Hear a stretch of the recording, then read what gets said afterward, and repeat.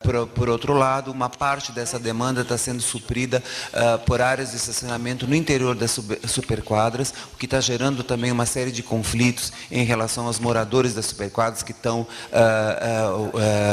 vendo as áreas destinadas a estacionamentos das residências serem utilizadas para estacionamento de carros que estão usando o comércio local.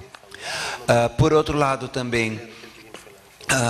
vinculado à questão dos estacionamentos, né, até problemas de desenho ou a implantação de grandes equipamentos, como o setor hospitalar local norte, que é um exemplo da defasagem entre o porte da edificação, o movimento que essas atividades geram e o desenho do espaço público, o tamanho das vias, o tamanho dos espaços destinados a estacionamento, que são sempre insuficientes. Também como uma área sensível, não só pelo papel que desempenha como um ponto estratégico do plano piloto, como também da própria concepção do plano urbanístico, né, que é o exemplo de toda a área que circunda a Praça dos Três Poderes, o Congresso Nacional, enfim, ocupado permanentemente por veículos ao longo de todas as vias. Também, em relação ao cruzeiro, né, o que se observa, uma gradativa redução das áreas livres para serem utilizadas por áreas de estacionamento. Então, obviamente, as áreas de estacionamento, elas normalmente são áreas extremamente áridas, pela sua própria forma de ocupação, e a gente pode ver até por essa imagem, né, como a paisagem urbana do cruzeiro foi novo aqui no caso, né? Basicamente as edificações e sistema viário com estacionamento, com poucas áreas livres, essas poucas áreas livres também com problema de tratamento. Depois vai ser tratado especificamente isso. Nos setores comerciais do Sudoeste, também a ausência permanente de vagas suficientes para estacionamento, o que faz com que as pessoas fiquem girando o tempo inteiro. Também não existe sistemas de rotatividade de veículos nem de pagamento, e é necessário, então, que essas... a gente está propondo, inclusive, que se evite, na medida do possível, que as áreas de estacionamento sejam fronteiras às atividades, isso é, a relação fundamental que deve ser mantida entre a frente da edificação e o espaço público seja valorizado mais para o pedestre e não para o veículo, e que os estacionamentos, então, sempre, na medida do possível, sejam laterais ou de fundos. Em relação à mobilidade e acessibilidade, a gente aponta a necessidade de requalificação dos espaços públicos, aqui também por meio de projetos especiais que contemplem a melhoria, então, dos caminhos, da eliminação das dificuldades de acesso que existem em toda a cidade, e também a priorização, principalmente nos setores centrais, para o movimento e acessibilidade por parte do pedestre. Essa mobilidade e acessibilidade dificultada também ela se vislumbra a partir das próprias descontinuidades existentes nos passeios, reduções dos espaços destinados à circulação de pedestre, e essa requalificação é necessária como uma medida geral para toda a área tombada, não apenas para uma área ou outra. Aqui também a gente vê um exemplo, né, da dificuldade de relação entre setores da cidade, né, e como o próprio pedestre encontra dificuldade de atingir determinados setores pelas essas obstruções físicas existentes e a ausência de tratamento paisagístico adequado dos espaços de circulação dos pedestres. Um outro exemplo também da dificuldade de mobilidade e acessibilidade pode ser encontrado em algumas superquadras, no comércio local, de algumas superquadras, né, onde a gente vê, exemplo, que a questão da acessibilidade universal é muito dificultada por essas barreiras que impõem, digamos, afastamentos e obstruções na relação do sistema público para as atividades. Também é um outro exemplo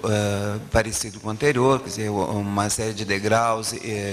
relativamente grandes, estreitamentos de passeios, etc. Tudo isso dificulta a passagem de carrinho de bebê,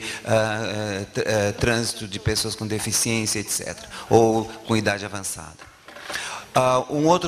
Uma outra questão também geral que eu já tinha levantado no início, vinculada à questão dos estacionamentos, aqui a gente está destacando, o problema do transporte público, isso é a ausência de um transporte público que seja eficiente e de qualidade, também compromete uma série de outros aspectos relativos à ocupação da cidade. Então a gente está propondo que seja incentivada, então, a definição de uma política de transporte público eficiente e de qualidade e de custo acessível para o conjunto da população. Então, que essa política seja uma política integrada, que permita a utilização de diversos modos de transporte simultaneamente, que não há necessidade de que um elimine o outro, isso é, tanto os ônibus como metrô, bicicletas, VLT, etc., possam suprir as necessidades das pessoas, as diferentes impactos ambientais que essas modalidades representam e também os níveis de acessibilidade requerida e a agilidade com que isso pode ser resolvido à medida que a cidade cresce. Outro aspecto geral que a gente coloca aqui é a questão dos quiosques e comércio informal. Quer dizer, apesar de existir uma legislação que normatize a presença e a construção de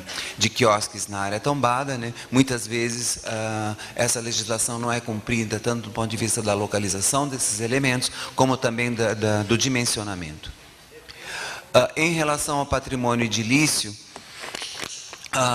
é importante que a gente também preste atenção não só naquilo que o Luiz estava comentando,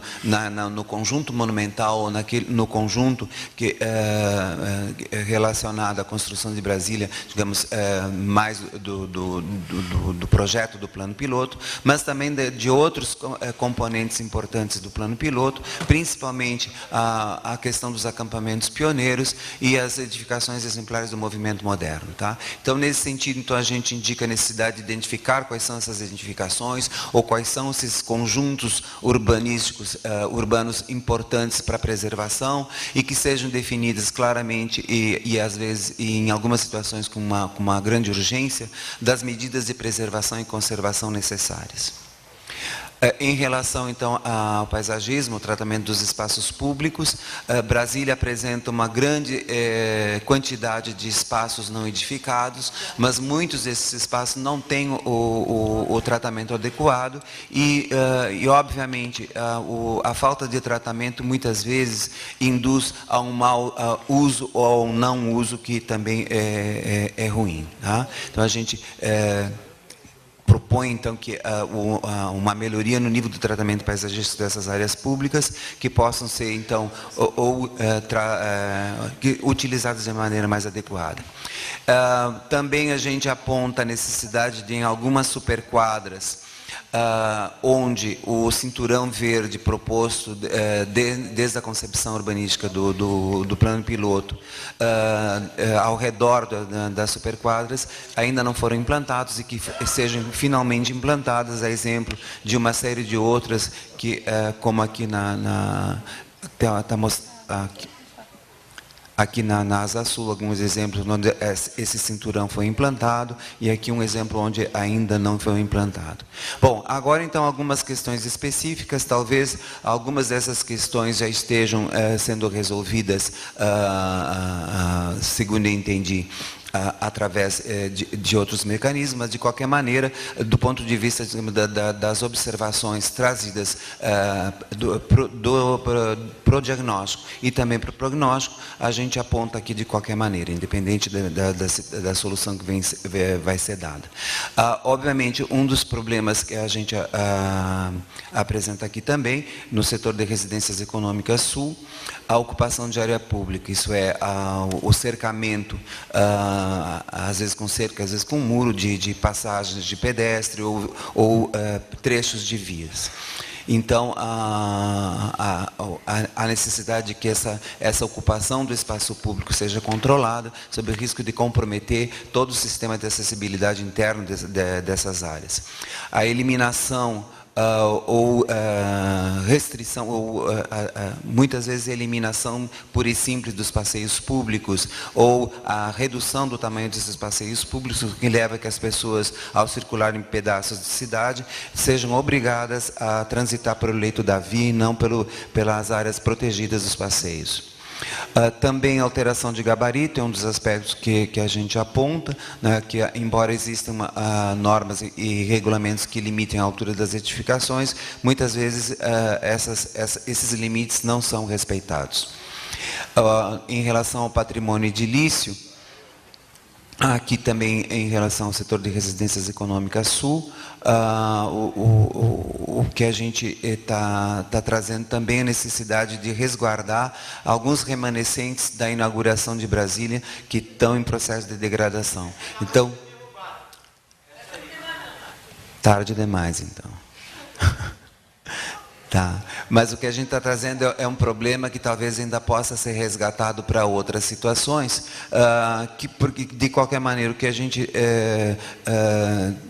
é interessante que a gente consiga também ler na cidade esse processo histórico com que ela vivencie. Então, a oportunidade de que esses remanescentes, através de alguns estímulos e incentivos, possam ser resgatados e garantida a sua preservação, até como documento do processo de formação de Brasília, nos parece importante. Em relação também a aspectos de paisagismo, né? Aqui a redução e a quase dificuldade de utilização como espaços de lazer e recreação das poucas áreas que ainda permanecem como livres de edificação em algumas situações. Obviamente o que a gente propõe é que seja feito então um projeto de recuperação e requalificação desses espaços públicos para garantir então não só uma amenidade ambiental e paisagística, mas também um conforto mínimo e a presença de áreas onde algumas atividades de lazer e recreação para o conjunto da população possam ser desenvolvidas. Também, aqui é um outro exemplo, na verdade, grandes superfícies pavimentadas, que talvez pudessem ser tratadas de maneira diferente, mantendo as suas funções, mas talvez com outro tratamento um pouco mais, menos árido do que atualmente se encontra. Também na área das octogonais, há também a necessidade, quer dizer, há uma grande diversidade de tratamento dos espaços dentro das áreas dos condomínios e nas áreas públicas externas aos condomínios. Então, a gente propõe que haja também um tratamento das áreas verdes públicas, que são externas aos condomínios, e também que essas áreas não sejam utilizadas pelos condomínios para aquelas atividades que às vezes a gente encontra que são, na realidade, responsabilidades do condomínio, mas que são colocados por lá de fora, como construção de lixeiras e outras coisas assim. Também a presença de alguns quiosques extremamente superdimensionados, né, em áreas públicas que não cumprem a norma municipal que define um limite máximo para o tamanho dessas atividades e que